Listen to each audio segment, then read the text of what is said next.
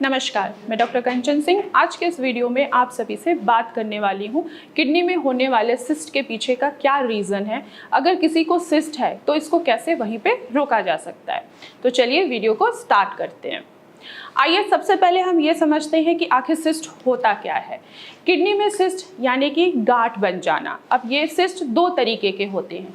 एक होता है सिंपल सिस्ट, यानी कि एक सिस्ट का होना ये किडनी में इनर सरफेस पे भी हो सकता है और किडनी के आउटर सरफेस पे भी हो सकता है। दूसरा सिस्ट होता है यानी कि मल्टीपल सिस्ट, पॉलीसिस्ट।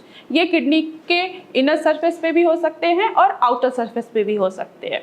अगर मल्टीपल सिस्ट किडनी के इनर सरफेस पे हो रहा है तो क्या देखने को मिलेगा कि नेफ्रॉन्स पे प्रेशर पड़ेगा, दबाव पड़ेगा, जिससे किडनी जो है वो फिल्टर नहीं कर पाएगी और आपके लेवल्स बढ़ते हुए दिखाई देंगे। और ये लेवल्स क्या होते हैं, जैसे कि हमारा क्रेटिनिन, ब्लड यूरिया, ये आपको बढ़ता हुआ दिखाई देगा।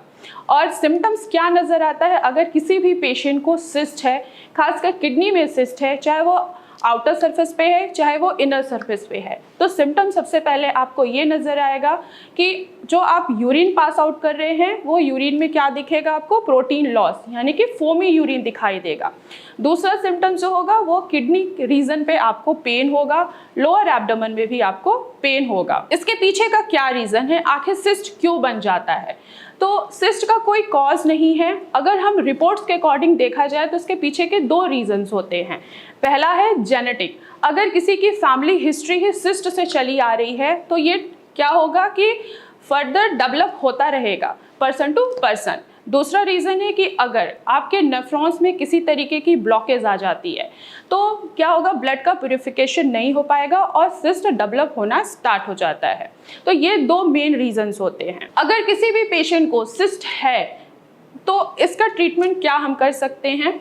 अगर आपको डायग्नोस हो रहा है कि आपको सिस्ट बना है किडनी के अंदर या किडनी के ऊपर सरफेस पे, सिंपल सिस्ट या कॉर्टिकल सिस्ट, तो आपको तुरंत ट्रीटमेंट स्टार्ट कर देना चाहिए। दूसरा, आप ट्रीटमेंट क्या कर सकते हैं कि अगर आप स्मोकिंग करते हैं तो आपको स्मोकिंग बंद करना है। क्यों, अगर आप स्मोक कर रहे हैं तो इसमें बहुत ज़्यादा केमिकल्स होता है जो आपके फिल्ट्रेशन को क्या करेगा, इफेक्ट करेगा। ये केमिकल्स क्या होंगे, आपके पहले ब्लड में मिक्स होंगे, देन ये फिल्टर होने के लिए आपके किडनी के तरफ जाते हैं। अगर यही हार्मफुल केमिकल्स नेफ्रॉन्स पे और भी ज़्यादा प्रेशर कर रहे हैं, दबाव दे रहे हैं, तो फिल्ट्रेशन पे इफेक्ट पड़ेगा और आपके लेवल्स आपको बढ़ता हुआ नज़र आएगा। दूसरा, आपको क्या करना है, ट्रीटमेंट के लिए आपको अपना बीपी और शुगर दोनों मॉनिटर करते रहना है।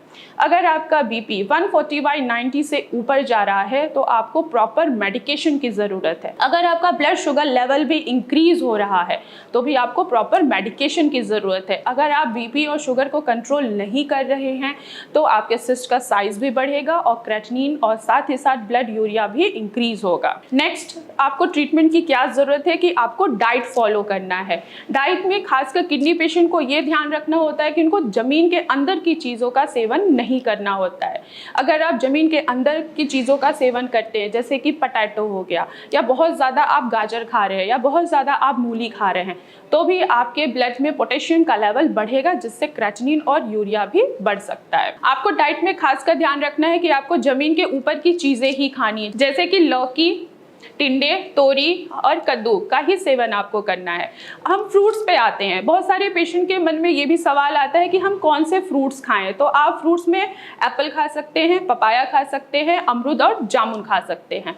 डायबिटिक पेशेंट खासकर फ्रूट्स पे ध्यान रखें कि अगर वो डायबिटिक पेशेंट है तो आपको जामुन और अमरूद ही खाना है। अमरूद में आपको बीज का सेवन नहीं करना है। तो मैं आशा करती हूँ कि आपको पता चला होगा कि आखिर किडनी में सिस्ट क्यों बन जाता है, अगर सिस्ट है तो हम इसको कैसे रोक सकते हैं। तो आज की वीडियो में बस इतना ही, फिर मैं मिलूंगी नेक्स्ट वीडियो में। तब तक के लिए धन्यवाद।